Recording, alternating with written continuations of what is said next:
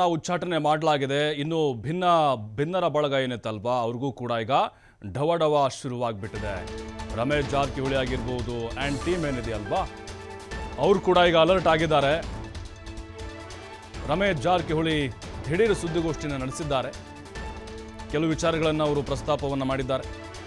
ಉಚ್ಚಾಟನೆ ವಾಪಸ್ ಪಡೆಯುವ ವಿಶ್ವಾಸವನ್ನು ವ್ಯಕ್ತಪಡಿಸಿದ್ದಾರೆ ಜಾರಕಿಹೊಳಿ. ನಾಳೆ ಬೆಂಗಳೂರಿನಲ್ಲಿ ಯತ್ನಾಳ್ ನೇತೃತ್ವದಲ್ಲಿ ಒಂದು ಸಭೆಯನ್ನ ಮಾಡ್ತೀವಿ ಅಂತ ಹೇಳಿದ್ದಾರೆ. ಯತ್ನಾಳ್ ಮೂಲಕ ಹೈಕಮಾಂಡ್ ಶಿಸ್ತು ಸಮಿತಿಗೆ ಪತ್ರವನ್ನ ಬರೆಯುತ್ತೇವೆ. ನಮ್ಮಿಂದ ತಪ್ಪಾಗಿರಬಹುದು, ಅದನ್ನ ಸರಿಪಡಿಸುವ ಕೆಲಸ ಆಗಬೇಕು. ಯಾರ ಮೇಲೆ ಪ್ರೀತಿ ಇದೆ ಅವರ ವಿರುದ್ಧ ಕ್ರಮ ಆಗಿದೆ. ಅಂದರೆ ಯತ್ನಾಳ್ ಮೇಲೆ ಪ್ರೀತಿ ಇದೆಯಾ ಅಂತ ಹೈಕಮಾಂಡ್ಗೆ. ಯತ್ನಾಳ್ ಒಂಟಿಯಾಗಿಲ್ಲ, ನಾವೆಲ್ಲರೂ ಕೂಡ ಅವ್ರ ಜೊತೆಗಿದ್ದೇವೆ. ಪಕ್ಷದ ವಿರುದ್ಧ ಮಾತನಾಡದಂತೆ ಯತ್ನಾಳ್ಗೆ ನಾವು ಹೇಳ್ತೇವೆ. ಮತ್ತೆ ಯತ್ನಾಳ್ ಅವರನ್ನ ಪಕ್ಷಕ್ಕೆ ತೆಗೆದುಕೊಳ್ಬೇಕು ಅಂತ ನಾವು ಮನವಿ ಮಾಡಿಕೊಳ್ತೇವೆ. ರಾಷ್ಟ್ರೀಯ ಮಟ್ಟದ ನಾಯಕರ ಜೊತೆಗೆ ಮಾತಾಡಿದ್ದೇನೆ ನಾನು.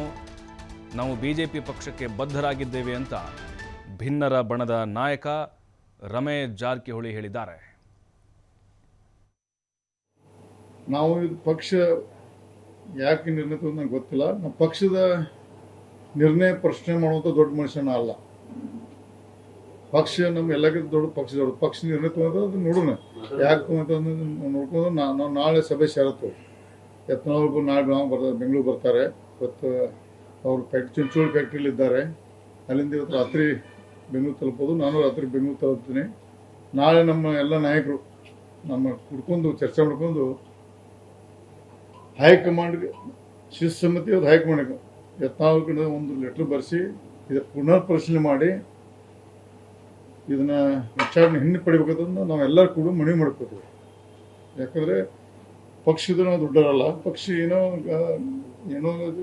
ತಪ್ಪು ಇರ್ಬೋದು ಅಥವಾ ಏನೋ ನಮ್ಮ ಕಡೆ ನುಣ್ಣೆ ತರಬೇಕು, ಅದೆಲ್ಲ ಸರಿಪಡಿಸ್ಕೊಂಡು ನಾವು ಪಕ್ಷ ಮುಂದುವರಿಬೇಕಂತ ನಾವು ಯತ್ನಾಳ್ ಅವ್ರಿಗೆ ನಾಳೆ ಮನವಿ ಮಾಡ್ಕೋತೀವಿ. ಮತ್ತು ಹೈಕಮಾಂಡ್ಗೂ ಮನವಿ ಮಾಡ್ಕೋತೀವಿ.